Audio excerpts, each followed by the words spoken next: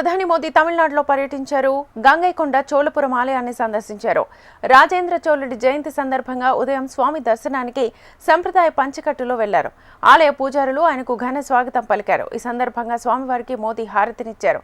అనంతరం తీర్థ ప్రసాదాలను స్వీకరించారు. ఇక తిరువత్తరై ఉత్సవాల్లో ప్రధాని పాల్గొన్నారు. అంతకుముందు ఆయనకు గంగైకొండ చోళపురంలో ఘన స్వాగతం లభించింది. ప్రజలు ప్రధానిని చూసేందుకు భారీగా రోడ్లపైకి చేరుకున్నారు. దీంతో కాన్వాయ్ నుంచి దిగిన ప్రధాని మోదీ వారికి అభివాదం చేశారు.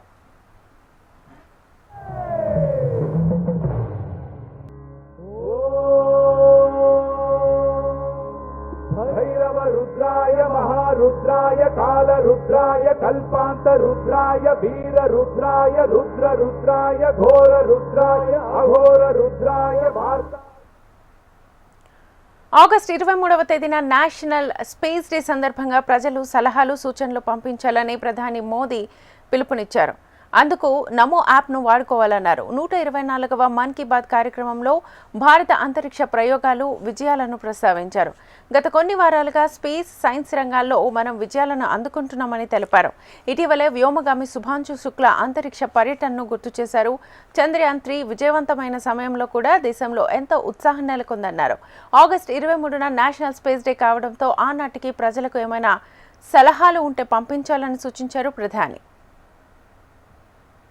मन की बात में एक बार फिर बात होगी देश की सफलताओं की, देशवासियों की उपलब्धियों की। पिछले कुछ हफ्तों में स्पोर्ट्स हो, साइंस हो या संस्कृति, बहुत कुछ ऐसा हुआ है जिस पर हर भारतवासी को गर्व है। अभी हाल ही में शुभांशु शुक्ला की अंतरिक्ष से वापसी को लेकर देश में बहुत चर्चा हुई। जैसे ही शुभांशु धरती पर सुरक्षित उतरे, लोग उछल पड़े। हर दिल में खुशी की लहर दौड़ गई। पूरा देश गर्व से भर गया। मुझे याद है जब अगस्त 2023 में चंद्रयान 3 की सफल लैंडिंग हुई थी, तब देश में एक नया माहौल बना। साइंस को लेकर, स्पेस को लेकर बच्चों में एक नई जिज्ञासा भी जागी। अब छोटे छोटे बच्चे कहते हैं हम भी स्पेस में जाएंगे, हम भी चांद पर उतरेंगे, स्पेस साइंटिस्ट बनेंगे। साथियों, आपने इंस्पायर मानक अभियान का नाम सुना होगा। यह बच्चों के इनोवेशन को बढ़ावा देने का अभियान है। इसमें हर स्कूल से 5 बच्चे चुने जाते हैं। हर बच्चा एक नया आइडिया लेकर आता है। इससे अब तक लाखों बच्चे जुड़ चुके हैं और चंद्रयान 3 के बाद तो इनकी संख्या दोगुनी हो गई है। देश में स्पेस स्टार्टअप भी तेजी से बढ़ रहे हैं। 5 साल पहले 50 से भी कम स्टार्टअप थे, आज 200 से ज्यादा हो गए हैं सिर्फ स्पेस सेक्टर में। साथियों, अगले महीने 23 अगस्त को नेशनल स्पेस डे है। आप इसे कैसे मनाएंगे? कोई नया आइडिया है क्या? దేశ సార్వభౌమత్వానికి భంగం వాటిల్లే ప్రయత్నం జరిగితే ఎలా ఎదుర్కొంటామో భారత ఆర్మీ నిరూపించిందన్నారు ప్రధాని మోదీ. అందుకు ఆపరేషన్ సింధూర్ నిదర్శనమని తెలిపారు. ఆపరేషన్ సింధూర్ ప్రపంచానికి భారత సత్తా చాటడమే కాక దేశ ప్రజల్లో ఆత్మస్థైర్యాన్ని నింపిందని అన్నారు ప్రధాని. ऑपरेशन सिंदूर के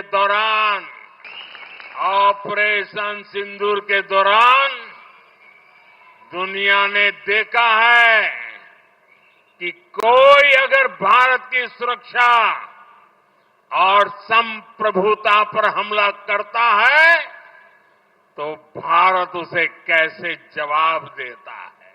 ऑपरेशन सिंदूर ने दिखा दिया है कि भारत के दुश्मनों के लिए अब कोई ठिकाना सुरक्षित नहीं है। और आज जब मैं हेलीपैड से यहां आ रहा था, 3-4 किलोमीटर का रास्ता काटते हुए और अचानक मैंने देखा एक बड़ा रोड शो बन गया और हरेक के मुंह से ऑपरेशन सिंदूर का जय जयकार हो रहा था। ये पूरे देश में ऑपरेशन सिंदूर ने एक नई चेतना जगाई है, नया आत्मविश्वास पैदा किया है और दुनिया को भी भारत की शक्ति को स्वीकार करना पड़ रहा है। దేశంలోని పౌరులకు రాజ్యాంగం వారికి ఇచ్చిన హక్కులపై అవగాహన కల్పించాల్సిన ఆవశ్యకత ఎంతైనా ఉందన్నారు భారత ప్రధాన న్యాయమూర్తి జస్టిస్ గవాయ్. హక్కులపై అవగాహన లేకపోతే ఎలాంటి ఉపయోగం లేదన్నారు.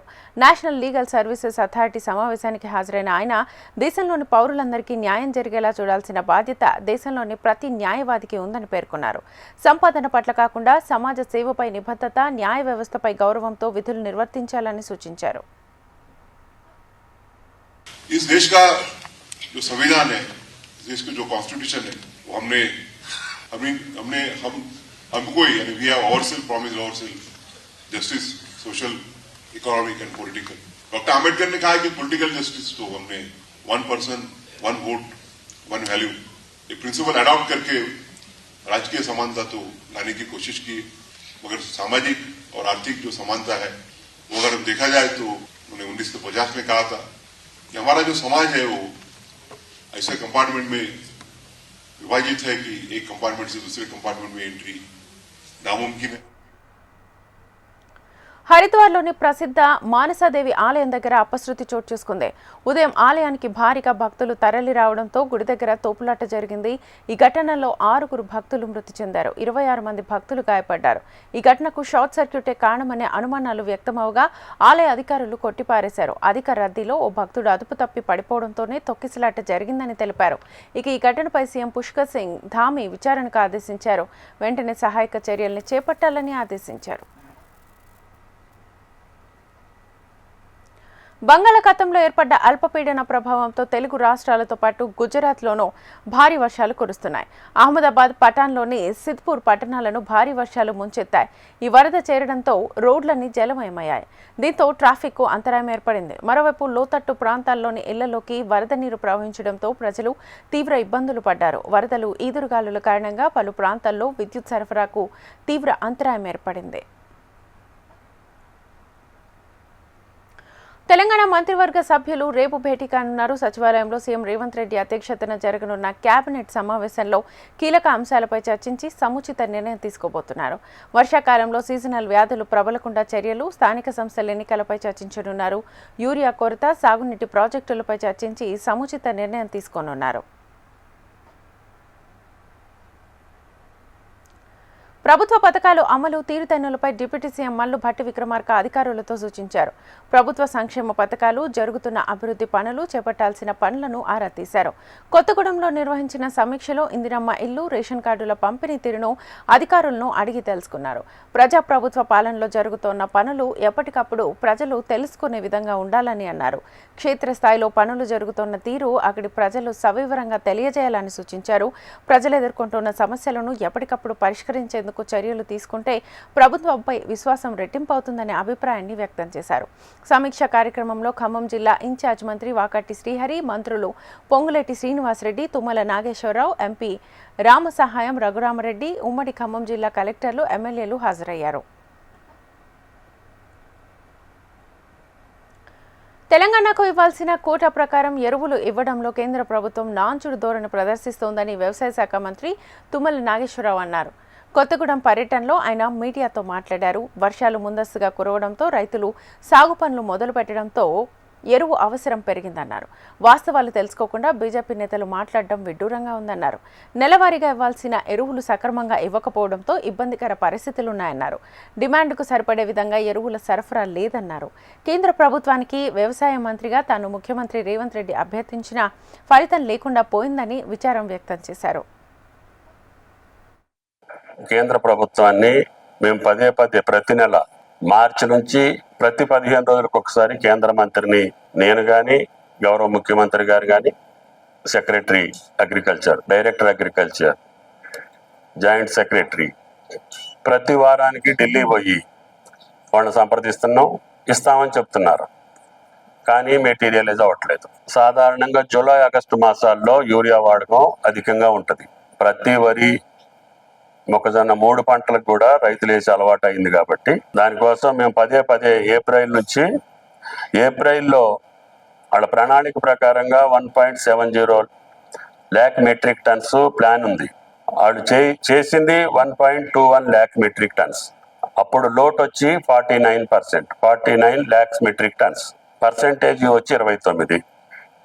మే నెల వాళ్ళు ఇస్తామని చెప్పి ప్రణాళికలో పెట్టింది 1.60 lakh మెట్రిక్ టన్స్. వాళ్ళు సరఫరా చేసింది 0.88 lakh మెట్రిక్ టన్స్. అప్పుడు లోట్ వచ్చి 0.72, పర్సెంటేజ్ వచ్చి 45% లోట్ ఉంది. జూన్లో 1.70 ప్రణాళికలో వాళ్ళు ఇచ్చినటువంటి ప్లాను. కేంద్రం ఏ నెల కానేలే ప్లాన్ ఇచ్చి సప్లై చేస్తుంటుంది. వాళ్ళు పంపించింది 9.8 lakh మెట్రిక్ టన్స్. అంటే అది కూడా 72% లోట్ ఉంది. 72 lakh మెట్రిక్ టన్స్ లోట్ ఉంది, 42%. జులై ప్లాన్ వచ్చి వాళ్ళు 1.60, అందుట్లో కూడా లోట్ ఉంది. క్యుములేటివ్గా వచ్చి ఇప్పటికీ 6.60 వాళ్ళ ప్లాన్ ఉంటే వాళ్ళు సప్లై చేసింది నాకు తెలిసి 3.7. ఈ రకంగా అనేక సందర్భాల్లో వాళ్ళు సప్లై చేసింది, వాళ్ళు మాట ఇచ్చింది, దానికి పొంతన ఉండట్లేదు. Welcome back. ములుగు జిల్లాలో రాష్ట్ర పంచాయతీరాజ్ స్త్రీ శిశు సంక్షేమ శాఖ మంత్రి సీతక్క పర్యటించారు. తాడ్వాయి మండలం మేడారం పరిసరాల్లో అధికారులతో కలిసి జంపన్నవాగు వరద ప్రభావిత ప్రాంతాలను పరిశీలించారు. గత అనుభవాలను దృష్టిలో ఉంచుకొని వర్షాకాల నేపథ్యంలో జిల్లా యంత్రాంగం అప్రమత్తంగా ఉండాలని మంత్రి సీతక్క ఆదేశాలు జారీ చేశారు. మంత్రి సీతక్కతో పాటు ఐటీడీఏ పీఓ చిత్రా మిశ్రా, జిల్లా గ్రంథాలయ చైర్మన్ బానోతు రవిచందర్ ఉన్నారు. ఫ్యూచర్ సిటీ కాంట్రాక్ట్ పై రాజకీయం రసవత్తరంగా సాగుతోంది. కంచగచ్చబౌలి భూముల కోసం బదులుగా Revanth Reddy AP MP CM Ramesh కు 1600 కాంట్రాక్ట్ అప్పగించారంటూ కేటీఆర్ కామెంట్స్ చేయగా దానికి సీఎం రమేష్ కౌంటర్ ఇస్తూ చర్చకు రావాలన్నారు. ఈ వివాదంపై స్పందించిన బండి సంజయ్ కేటీఆర్ కు ఛాలెంజ్ చేశారు. ఏపీ ఎంపీ సీఎం రమేష్ ను కరీంనగర్ కు ఆహ్వానిస్తా దమ్ముంటే కేటీఆర్ చర్చకు రావాలని సవాల్ విసిరారు. 10 ఏళ్ల పాలనలో బీఆర్ఎస్ ఇచ్చిన కాంట్రాక్ట్స్, కమిషనర్లను సీసీ ఫుటేజ్ తో సహా చూపిస్తామని అన్నారు. సీఎం రమేష్ గారు చెప్పింది వాస్తవము. అసలు ఇంకో విషయం చెప్తా మీకు. ఇవాళ కేసీఆర్ కొడుకు కేసీఆర్ టికెట్ ఇవ్వలే ఫస్ట్ టైం. కేసీఆర్ కొడుకు కేసీఆర్ గారు టికెట్ ఇవ్వలే. అక్కడ సుధాకర్ గారు పోటీ చేస్తే ఇదే కేసీఆర్ కొడుకు పోయి సీఎం రమేష్ గారు కలిసి నాకు మొన్న పార్లమెంట్ కలిసినప్పుడు ఇప్పుడు సీఎం రమేష్ గారు చెప్తే సీఎం రమేష్ గారు వచ్చి కేసీఆర్ కలిసారు. అరే కేటీఆర్ పోటీ చేస్తాడంటే వద్దు అరే గెలవడు అని చెప్పన్నారు. అక్కడ కేకే మహేందర్ రెడ్డి గారు గెలుస్తారు, ఈయన గెలవడు అన్నారు. గెలవడు అన్న కేసీఆర్ సీఎం రమేష్ గారు ఎట్లా ఒప్పించారు, కేసీఆర్ గారు ఒప్పించి సుధాకర్ గారు డ్రా చేయించారు. అప్పుడు పరిస్థితి ఏంది? కేసీఆర్ కొడుకు పరిస్థితి 3 తల షర్టు, రబ్బర్ చెప్పులు, ఆ ఫోటో చూసినది అయితే అది. అప్పుడు సీఎం రమేష్ గారే ఆర్థిక సాయం చేసిండు. సీఎం రమేష్ గారే ఈ కేసీఆర్ కొడుకు ఆర్థిక సాయం చేసిండు. సీఎం రమేష్ గారు చేసే ఆర్థిక సాయంతోనే నువ్వు ఎమ్మెల్యే అయినవు. ఇవాళ ఇది ఫ్యాక్ట్. ఇది బీఆర్ఎస్ నడుపుకోలేని స్థితిలో నువ్వు బీజేపీలో విలీనం చేద్దాం అనుకున్నావు. నరేంద్ర మోడీ గారు నిజామాబాద్ సభ వేదికగా క్లారిటీ ఇచ్చిండు. కేసీఆర్ గారు నారికి వచ్చిండు, నాకు ఆరోగ్యం బాగలేదు, నా కొడుకును ముఖ్యమంత్రి చేస్తా అని చెప్పన్నాడు. నేను క్లియర్గా మాది వారసత్వ రాజకీయాలకు మేము వ్యతిరేకం, మేము ఎట్టి బస్లో దాన్ని సహించము, మేము సపోర్ట్ చేయమని చెప్పి నరేంద్ర మోడీ గారు క్లారిటీగా చెప్పిండు. ఆ రోజు చెప్పిండు, బహిరంగ సభ వేదికగా చెప్పిండు. మేము మొదటి సీఎం రమేష్ గారికి అదే చెప్పారు. మరి సీఎం రమేష్ గారు మాట్లాడిన దానికి ఇలా కేసీఆర్ కొడుకు సమాధానం చెప్పాలి. ఏదో మీడియా ఉంది కదని చెప్పి అది ఏ భాష నేను ఎంత బాగా అనిపించిందంటే ఎవరి చలో చర్చకు సిద్ధమా? చర్చ వేదిక నేను ఏర్పాటు చేస్తాను. మీరు కరీంనగర్, హైదరాబాద్ చలో. సిద్దిపేట జిల్లా తండపల్లిలోని young India integrated residential school స్థలాన్ని మంత్రి పొన్నం ప్రభాకర్ పరిశీలించారు. చదును పనులు వేగంగా పూర్తి చేయాలని, స్థలంలోని విద్యుత్ పోల్స్ షిఫ్ట్ చేయాలని, స్థలం చుట్టూ మొక్కలు నాటాలని అధికారులకు సూచించారు. స్కూల్ బిల్డింగ్స్, గ్రౌండ్స్ తదితర వాటిపై మంత్రి పొన్నంకు కలెక్టర్ వివరించారు. స్కూల్ స్థలానికి రోడ్డు ఇబ్బందులు లేకుండా చర్యలు తీసుకోవాలని రెవెన్యూ అధికారులను మంత్రి ఆదేశించారు. ప్రజాపాలనలో పేదల అభ్యున్నతికే ప్రాధాన్యతనిస్తున్నామని మంత్రి లక్ష్మణ్ అన్నారు. నల్గొండ జిల్లా దేవరకొండ నియోజకవర్గంలో సీసీ రోడ్లను ప్రారంభించారు. లబ్ధిదారులకు రేషన్ కార్డులను పంపిణీ చేశారు. ఆర్థిక ఇబ్బందులున్నప్పటికీ సంక్షేమ పథకాలను అభివృద్ధికి ఎక్కడ ఆటంకం లేకుండా ప్రజాపాలన సాగుతోందన్నారు. మహిళలను గౌరవించాలనే లక్ష్యంతో అన్ని పథకాల్లో మహిళలకు ప్రాధాన్యతనిస్తున్న విషయాన్ని మంత్రి లక్ష్మణ్ గుర్తు చేశారు. ఎన్నడన్నా దళితుల పక్షాన కానీ, మైనారిటీ వర్గాల కానీ, విద్యుల పక్షాన కానీ ఎన్నడన్నా ఆలోచన చేసిందని చెప్పాలన్నా. ఈరోజు కాంగ్రెస్ పార్టీ కార్యకర్తగా, ఒక సామాజిక వర్గంలో వచ్చిన వాడిగా 30 సంవత్సరాలకెళ్ళి ఎస్సీ వర్గీకరణ కేటగిరీ సంబంధించారు. న్యాయమైన సమస్య. ఆగస్టు 1వ తారీఖు సుప్రీంకోర్టు జడ్జిమెంట్ వచ్చింది. చట్టాన్ని అమలు చేసే విధంగా గౌరవ ముఖ్యమంత్రి గారి నేతృత్వంలో కూడా ఈ జిల్లాకు సంబంధించిన మంత్రివర్యులు Uttam Kumar Reddy sub committee chairman గా వారి నేతృత్వంలో కూడా దామోదర్ నరసింహ గారి మంత్రిగా మేమందరం శాసనసభ్యులుగా మా అందరి యొక్క నేతృత్వంలో శాసనసభ్యులు తీర్మానం చేసి చట్టాన్ని అమలు చేస్తే ఆ చట్టాన్ని ఎస్సీ కేటగిరీ చేసినటువంటి 30 సంవత్సరాలు చర్చ పరిష్కారానికి చట్టసభలో సభలకు కూడా రాని ముఖ్యమంత్రి, మాజీ ముఖ్యమంత్రి ఎవరంటే కేసీఆర్. నాగర్ కర్నూలు జిల్లా ఉయ్యాలవాడ మహాత్మా జ్యోతిపూల్ గురుకుల పాఠశాలలో ఫుడ్ పాయిజన్ కలకలం రేపింది. రాత్రి భోజనం అనంతరం విద్యార్థులు వాంతులు, తలనొప్పి, పొట్టనొప్పులతో బాధపడ్డారు. దీంతో గమనించిన పాఠశాల సిబ్బంది సుమారు 60 మంది విద్యార్థులను ఆసుపత్రికి తరలించారు. చికిత్స అనంతరం 15 మంది విద్యార్థులను వైద్యులు ఇంటికి పంపించగా మిగతా 40 మంది విద్యార్థులను జనరల్ వార్డులో నిఘాలో ఉంచారు. ప్రాణహాని ఏమీ లేదని వైద్యులు వెల్లడించారు. విద్యార్థులను రెవెన్యూ అధికారి సురేష్ పరామర్శించి వారి ఆరోగ్య పరిస్థితిని తెలుసుకున్నారు. ఈ ఘటనపై సంబంధిత అధికారులు సమగ్ర విచారణ జరపాలని విద్యార్థి సంఘం నేతలు డిమాండ్ చేశారు. నాగర్ కర్నూల్ బీసీ వెల్ఫేర్ గురుకుల పాఠశాలలో ఫుడ్ పాయిజన్ ఘటనపై పర్యాటక సాంస్కృతిక శాఖ మంత్రి జూపల్లి కృష్ణారావు తీవ్ర ఆగ్రహం వ్యక్తం చేశారు. సమాచారం తెలుసుకున్న మంత్రి జూపల్లి కృష్ణారావు ప్రభుత్వ ఆసుపత్రిలో చికిత్స పొందుతున్న విద్యార్థులను పరామర్శించారు. విద్యార్థుల ఆరోగ్య పరిస్థితిని అడిగి తెలుసుకున్నారు. అనంతరం గురుకుల పాఠశాల ప్రాంగణాన్ని సందర్శించి పరిసరాలను పరిశీలించారు. విద్యార్థులకు ఈ పరిస్థితి ఏర్పడడానికి కారణమైన అంశాలపై అధికారులతో సమీక్ష నిర్వహించారు. నాగర్ కర్నూల్ గురుకుల పాఠశాలలో కలుషిత ఆహారం తిన్న విద్యార్థులు అస్వస్థతకు గురయ్యారు. సమాచారం అందుకున్న మాజీ మంత్రి హరీష్ రావు హాస్టల్ను సందర్శించి బాధిత విద్యార్థులను పరామర్శించారు. కలుషిత ఆహారం తినడానికి దారితీసిన పరిస్థితులు, విద్యార్థుల ఆరోగ్య పరిస్థితిని ఆయన అడిగి తెలుసుకున్నారు. పేద పిల్లలు చదువుకుంటున్న గురుకుల పాఠశాలల పట్ల ప్రభుత్వం నిర్లక్ష్యంగా ఉందని హరీష్ రావు మండిపడ్డారు. ముఖ్యమంత్రి, విద్యాశాఖ మంత్రిగా ఉండి సొంత జిల్లాలోనే ఇలాంటి ఘటనలు జరగడం సిగ్గుచేటన్నారు. అందాల పోటీల్లో ₹1,00,000 ప్లేటు భోజనం పెట్టి గురుకులాల్లో మాత్రం కలుషిత ఆహారం అని తీవ్ర విమర్శనాస్త్రాలు సంధించారు. కేసీఆర్ ఆనవాళ్లు లేకుండా మార్చడం అంటే గురుకులాల పిల్లలను పొట్టన పెట్టుకోవడమే అంటూ రేవంత్ రెడ్డిని ప్రశ్నించారు.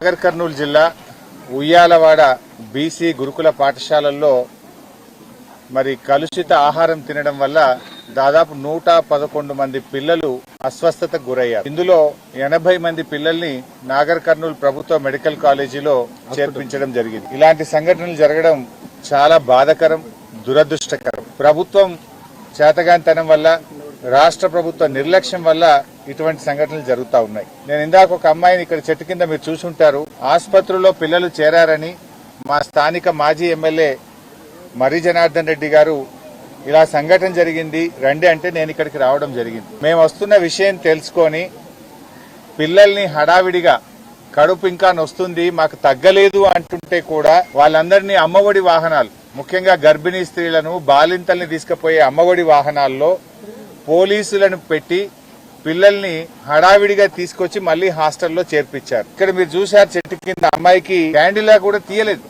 యాక్చువల్గా ఎప్పుడు తీస్తాము, పేషెంట్ మంచిగా అయినాక ఆ క్యాండిలా తీసేసి స్టేబుల్ అయినాక ఇంటికి పంపిస్తారు జనరల్ గా. మేము వస్తున్నామని చెప్పి అమ్మాయికి క్యాండిలా కూడా తీయకుండా హడావిడిగా తెచ్చి ఇక్కడ చెట్టు కింద కుర్చీలో కూర్చోబెట్టి తీస్తా ఉన్నారు. ఎందుకంత భయము అంటున్నా, ఎందుకు దాచిపెట్టే ప్రయత్నం చేస్తున్నారు అంటున్నా. స్థానిక సంస్థల ఎన్నికల్లో బీఆర్ఎస్ అభ్యర్థుల విజయానికి పార్టీ శ్రేణులు కీలక పాత్ర పోషించాలని బీఆర్ఎస్ వర్కింగ్ ప్రెసిడెంట్ కేటీఆర్ పిలుపునిచ్చారు. భూపాలపల్లిలో నిర్వహించిన బీఆర్ఎస్ కార్యకర్తల సమావేశంలో ఆయన మాట్లాడారు. కాంగ్రెస్ ప్రభుత్వ వైఫల్యాలను ప్రజలకు వివరించి ఓట్లు సాధించాలని సూచించారు. ఎన్నికలు ఏవైనా సరే కేసీఆర్ని చూసి ఓటేయాలని కోరారు. తెలంగాణలో కాంగ్రెస్ వచ్చినాక అదే నడుస్తున్నది, మళ్ళా నీళ్లు నిధులు నియామకాలు. కానీ నీళ్లేమో చంద్రబాబు కోతున్నాయి, నిధులేమో ఢిల్లీ కోతున్నాయి రాహుల్ గాంధీకి, నియామకాలేమో చంద్రబాబు తొత్తులకు పోతున్నాయి. మీరు చూడండి ఏమైతుందో. ఇది చెప్పొద్దా మరి? మనం కాకపోతే ఎవడు చెప్తాడు? మనం కాకపోతే ఎవరు కొట్లాడతారు? మనం కొట్లాడకపోతే ఈ దుర్మార్గులు అవసరమైతే కాంగ్రెస్ బీజేపీ కలిసి మన సింగరేణిని కూడా ప్రైవేట్ చేస్తారు. యాదికి పెట్టుకోమని చెప్పి కూడా నేను కోరుతా ఉన్నా. మళ్ళా గొంతు విప్పాల్సింది, కొట్లాడాల్సింది, తెగించి కలబడాల్సింది కేసీఆర్ బృందం, కేసీఆర్ దళమే తప్ప మిగతా వాళ్ళతో ఎవరితో కాదు. ఎందుకంటే వాళ్ళ కడుపులో నొప్పి ఉండదు. తెలంగాణ అంటే మళ్ళా మనకే ఉంటది. ఇక్కడ ఉన్న జిల్లా నాయకులు, ఇక్కడ ఉన్న పెద్ద పెద్ద నాయకులు ముందు మీ ఇంట్లోకి వెళ్ళాలి, మీ ఇంట్లో గెలిచి బయటకు వెళ్ళాలి. ఇక బయటకు వచ్చి లేకపోతే ఇక్కడనే రమణారెడ్డి గారు చుట్టే రాజకీయం చేసుకుంటా, గిడగిడ్నే తిరుక్కుంటా, భూపాలపల్లిలా ఆడ హన్మకొండల గనలవాడుకుంటా, గాడగాడనే షోపుటప్ చేస్తే వచ్చేది లేదు, పీకేది లేదు. సుస్థిర ప్రభుత్వం ఉంటే అభివృద్ధి సాధ్యమన్న దానికి సింగపూర్ నిదర్శనమన్నారు ఏపీ సీఎం చంద్రబాబు.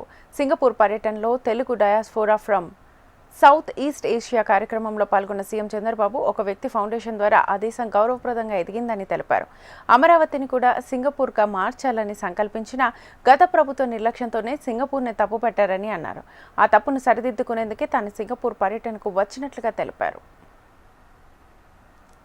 95 కంటే ముందు ఆంధ్ర రాష్ట్రంలో వ్యవసాయ రాష్ట్రం అంది. నేను ఐటీని ప్రమోట్ చేయడమే కాకుండా ఆంటర్‌ప్రెన్యూర్స్ని ప్రమోట్ చేశాను. సింగపూర్ కూడా 4-5 సార్లు ఇంత మునుపు కూడా తీసుకొచ్చాను.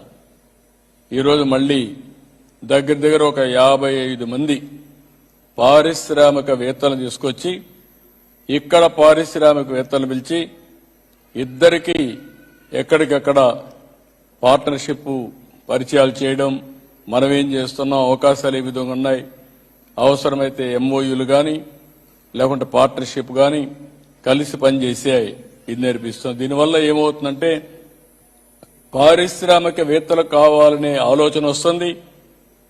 ఆంధ్రప్రదేశ్ రాష్ట్రం పారిశ్రామికవేత్తలను కూడా గౌరవిస్తున్నారనే ఆలోచన వస్తుంది.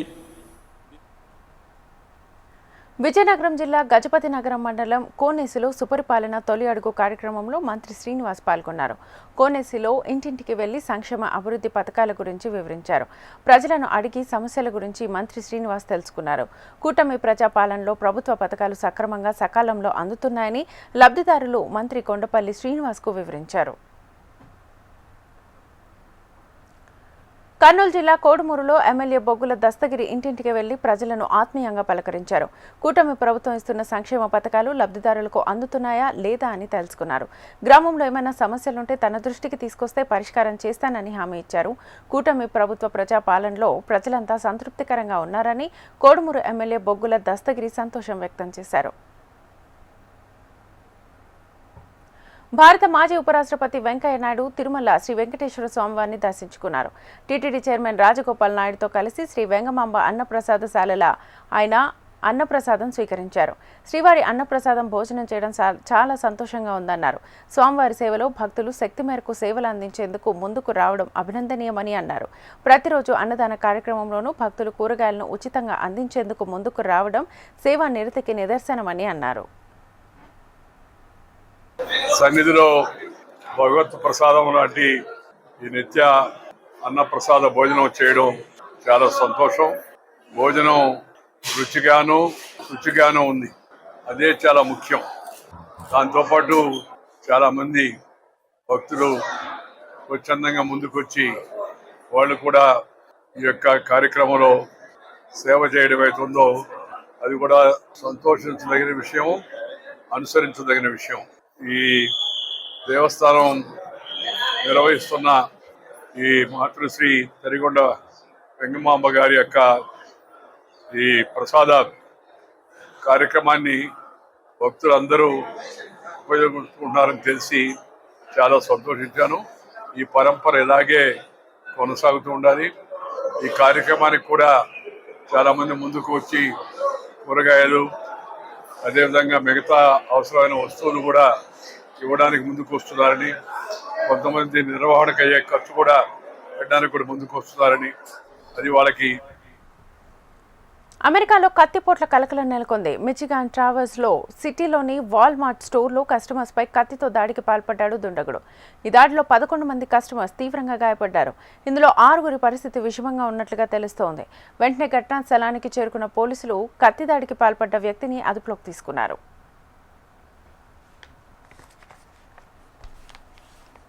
ఇది వాల్టీ prime time news. Keep watching HM TV.